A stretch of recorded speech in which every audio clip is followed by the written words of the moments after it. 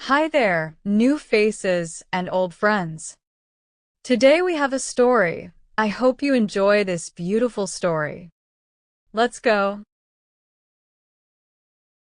Someone knocked at her door just as Victoria was about to leave her flat. It was strange because she hadn't heard the lift or anyone on the stairs. She quickly tried to put on her other shoe and nearly fell over. There were many unopened letters, probably asking for money, on the floor. She was late to work for the third time this month, and now she had a visitor. Great, she thought. She opened the door and tried to smile in a way that would say, "I'd love to talk, but sorry I can't." "And how are you today, Victoria?" the man at her door asked. "Good, I hope. If not, I bring you an eternity of warmth and best wishes from the wonderful director of my company." Victoria's smile disappeared. How did he know her name? "You know how I can be so sure?" he asked. "I am the wonderful director of my company." "I'm sorry," said Victoria. "I really have to go. I'm late for work." Time. He sounded sad. That's what they all want. Time or happiness. Which one would you like more of? "Listen, really," said Victoria. "I'm not interested, sorry." "We've got a special offer on," he replied. 25 years of extra life in exchange for eternity. Or, he smiled, double your happiness for the same price. "Price?" she repeated, confused. "There are no hidden charges. We take everything you have forever." Victoria thought it was strange that he was wasting time on such a stupid joke. "Then I want 50 extra years, or 4 times more happiness," she joked back. "Oh, you could," he said. "But I have to tell you, the quality of the years goes down after 25. I recommend choosing happiness." He pushed the lift button for her. Of course, it was obvious that she was going down because it was morning and she was dressed for work. Okay, so her smart bag only had sandwiches in, not important papers, and her suit was secondhand. One day, she'd think of a job she was good at, and that paid well. Sometimes Victoria felt as if her sister was the only lucky one in the family. Charlotte had her own prize-winning company, and she was married to the handsome and funny Peter. The only thing wrong with Peter was that he didn't have a twin for Victoria to marry. Even the way Charlotte met Peter sounded like a film. After a lot of bad luck, Charlotte was in a car accident. At first, the doctors said she would never walk again, but then a new doctor, Peter, started work at the hospital. With Peter's help, Charlotte was walking again in just a few weeks. Even he joked that no one had known he was such a good doctor before he met Charlotte. He asked her to marry him 2 months later.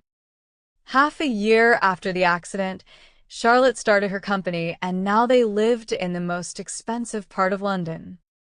Victoria was happy for her sister, of course, and she loved visiting their house and seeing their beautiful children, Gabriella and Angela.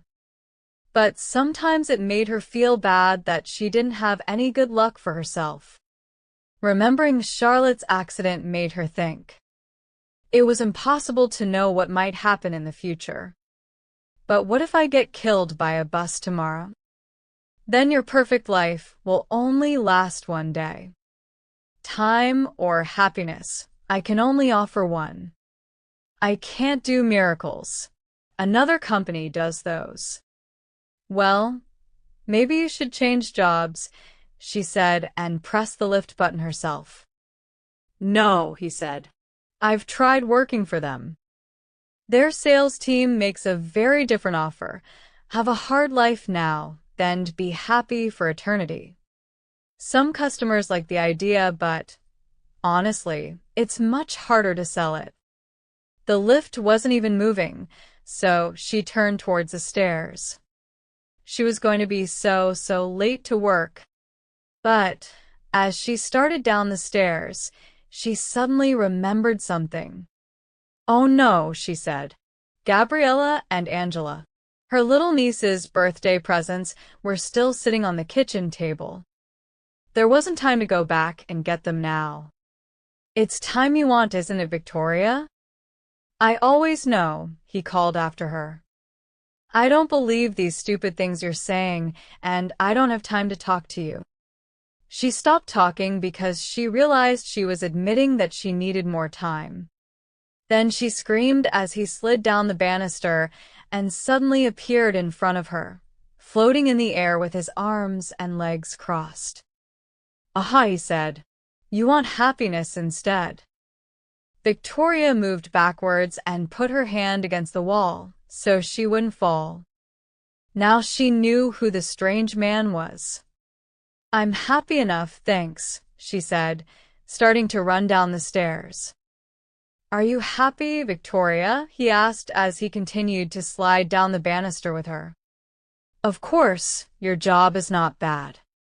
You don't mind that the pay is low and your boss hates you because you're always late. I'm sure you'll find the money to pay your rent, just like you usually do." "You can't know that," she shouted. "Anyway, money doesn't buy happiness."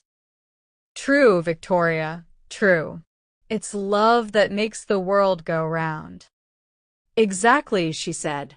5 more floors to go." "I'm sure one day you'll meet someone," he said. "I don't need a man to be happy, so if that's all you're offering." "You're so clever, Victoria," he continued.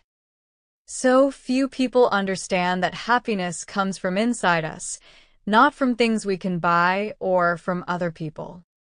I see that you're cleverer than many of our customers. 25 years extra then. I can see it in you, Victoria. You won't waste them. But 25 more than what?" "No, no, no." He turned the last corner with her. "I won't tell you how long your life is. We've tried it with customers, and it doesn't work. When people know how long they're going to live, they don't enjoy their lives.